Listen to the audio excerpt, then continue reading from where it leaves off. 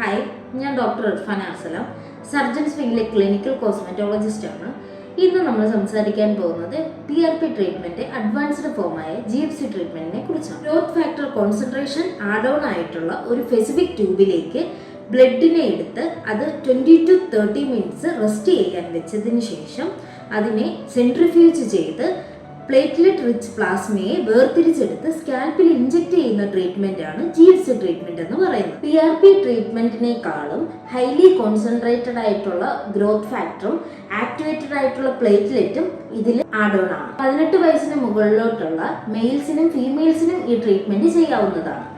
അതുപോലെ തന്നെ 3 to 4 സെക്ഷന്റെ ആവശ്യമേ ഉള്ളൂ ഈ ട്രീറ്റ്മെന്റ് എടുക്കുന്നതിന് വേണ്ടിയിട്ട്. ഹെയർ ട്രാൻസ്പ്ലാന്റ് കഴിഞ്ഞൊരു പേഷ്യന്റിന് GFC ട്രീറ്റ്മെന്റ് ആണോ PRP ആണോ കൂടുതൽ എഫക്റ്റീവ് ആവുക?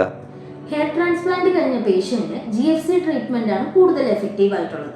കാരണം GFC ട്രീറ്റ്മെന്റ് എടുത്തു കഴിഞ്ഞാൽ ട്രാൻസ്പ്ലാന്റ് ചെയ്തേക്കുന്ന ഹെയറിനെ ഒരു ഹെൽത്ത് ബൂസ്റ്റപ്പ് ചെയ്യുന്നതിന് വേണ്ടിയിട്ടും അതുപോലെ തന്നെ എക്സിസ്റ്റിംഗ് ആയിട്ടുള്ള ഹെയറിനെ ഒരു ഡെൻസിറ്റി കൂട്ടുന്നതിന് വേണ്ടിയിട്ട് ഇത് ഹെൽപ്പ് ചെയ്യുന്നു. കൂടുതൽ വിവരങ്ങൾക്കായി കൊല്ലം ചിന്നക്കടയിലുള്ള സർജൻസ് സ്കിൻ ആൻഡ് ഹെയർ ക്ലിനിക്കുമായി കോൺടാക്ട് ചെയ്യുക.